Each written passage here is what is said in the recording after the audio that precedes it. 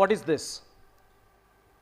A packet of potato chips made from potatoes. These potatoes have peel. The chips do not have peel. Where are the peels?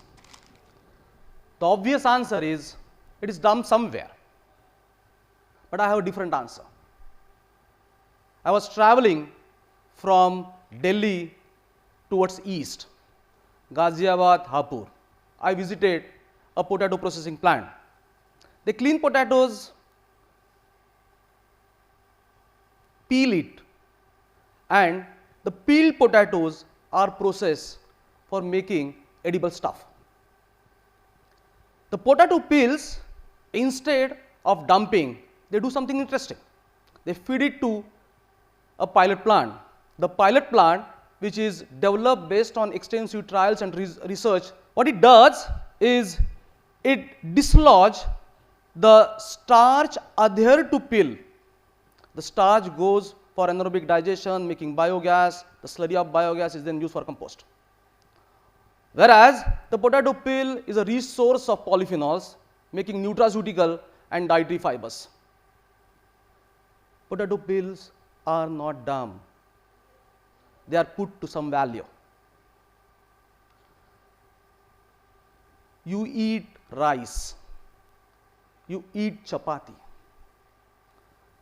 Every grain in your plate equal to that weight, straws are produced in the farm.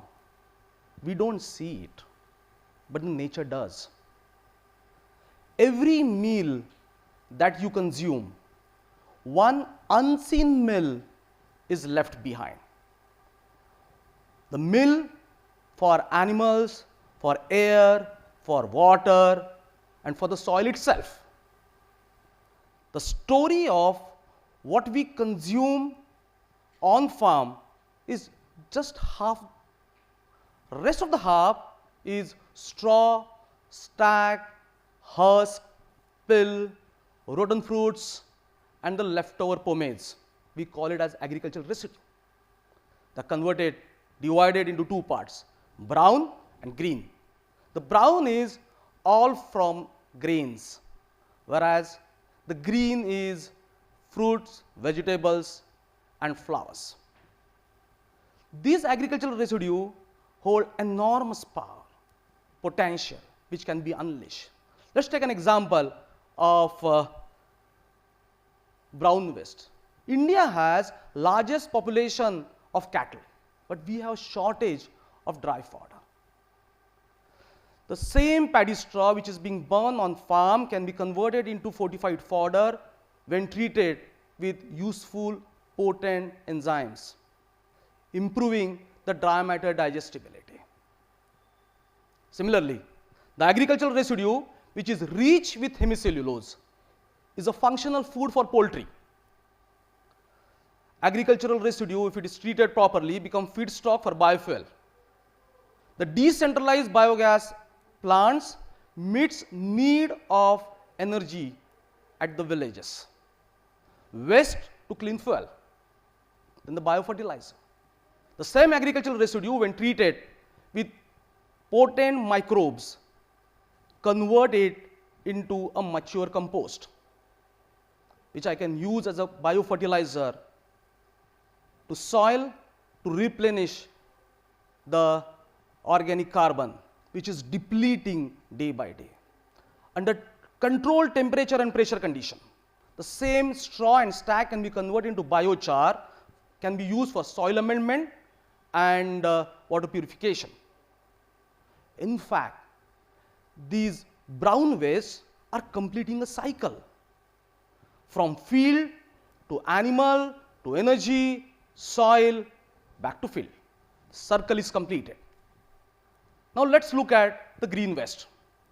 Every fruit peel is bestowed with a unique bioactive molecule, dietary fibers, and natural pigments, which forms the very foundation of nutraceutical, bioactive coatings and functional foods. High value products whether it's a high value product or a low value product, brown waste or green waste, they hold enormous potential which can be unleashed using science and the principles of circularity. Well, this looks quite fancy on a piece of paper theoretically, but when it comes to implementation, there are inherent challenges. The inherent challenges are because of the very nature of these wastes. For example, the brown waste is light, bulky, the density is 100 kg per meter cube, which is 1/10 of water. It means that if I take equal weight of water and paddy straw, brown waste, the brown waste occupies 10 times more volume. On other side, the green waste is heavy, 70% moisture. It means if I am carrying 1 ton of waste oranges, I am carrying in fact 700 kgs of moisture. It means that transportation of agricultural residue doesn't make any sense, neither economically nor environmentally. So I need a solution which is local at source where these residues are grown. So the mantra is, do not move the waste, move the science, bring it to the farm. The primary processing of these agricultural residues should be at the farm level itself, using local manpower, local resources, and local wisdom.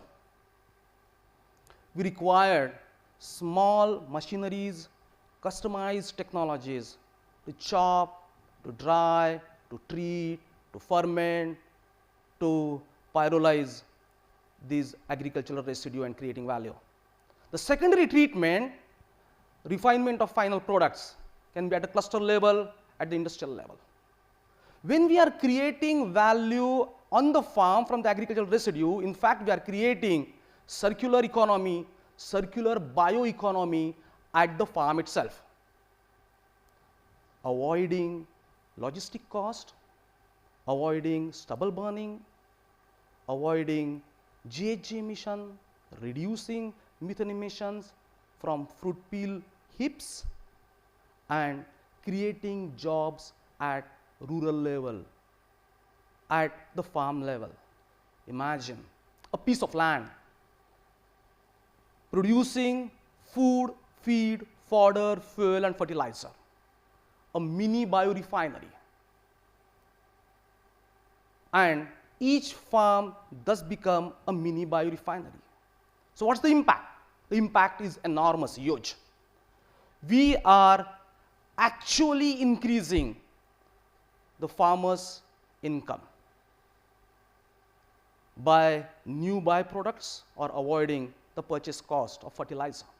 We'll have clean environment because we are avoiding stubble burning. Better soil, we are using biofertilizer.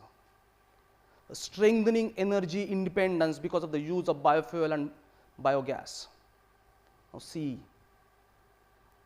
the agricultural residue which actually pose a disposal problem, in fact, is now offering us an opportunity.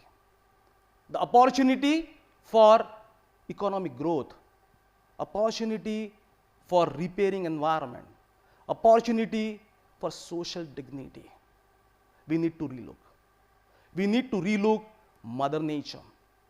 Mother Nature is all encompassing, inclusive, never discriminates. She produces what you and me, mankind, can consume, as well what we cannot consume but her other children can consume. Who are those other children? Animals, soil, microbes, plants. It's her way of feeding her other children.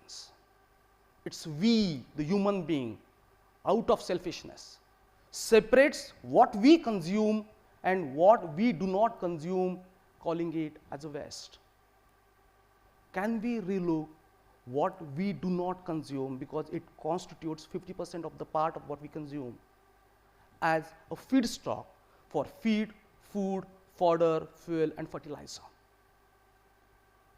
Well, list out what do you consume. You consume grains, pulses, cereals, fruits, vegetables, milk products, seafoods, animal products. Every product that you consume, you leave behind equal weight. Can you create value from what is left, unseen, unnoticed, ignored, neglected? That's where we as a human being, bestowed with the power of thinking and imagination, has to come up with a solution. Hush, I'm tired. Let me have a juice, orange juice. Well, to make this 100 ml of orange juice, I required almost 180 grams of oranges. So 180 gram of oranges, 100 ml of juice. 180 minus 100, 80 gram is the pomace, unnoticed. Can I create a value from that 80 grams of pomace? On the outskirts of Nagpur, I've met a farmer. He does something interesting. He's an orange grower. He takes orange from the peel, he extracts oil, then extracts fibers. If the orange is edible, gives juice. If it is not edible, instead of dumping, make liquid fertilizer. That thing goes waste, creating value. It's a local wisdom. That's where we need to look at traditional and local wisdom. And what we do not consume, can we create value from that? Thank you.